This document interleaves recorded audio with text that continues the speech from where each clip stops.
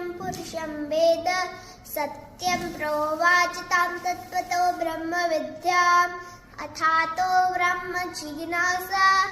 ॐ ब्रह्मविदाप्नोति परं सत्यं ज्ञानमनन्तं ब्रह्म अक्षरात् सम्भवति यः विश्वं ये तस्य वा अक्षरस्य प्रशासने गार्गी सूर्यचन्द्रमसौ विधृतौ तिष्ठतः ये तस्य वा अक्षरस्य प्रशासने गार्गी या वा पृथिव्यो विधृतो तिष्ठतः एतदालम्बनं श्रेष्ठम् एतदालम्बनं परम् एतदालम्बनं ज्ञात्वा ब्रह्मलोके महीयते दिव्ये ब्रह्मपुरे विश्वो व्योम्यात्मा प्रतिष्ठितः मनोमयः प्राणशरीरनेता यो वा एतदक्षरं गार्गी अविदित्वा स्वालोकात् प्रैति सकृपणः अथयति तीर्षतां कारं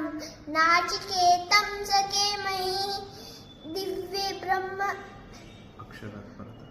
अक्षरात् परतः परः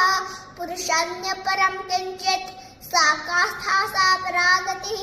उपासते पुरुषं ह्येयकामास्ते शुक्रमय तदनिवर्तन्ति धीरा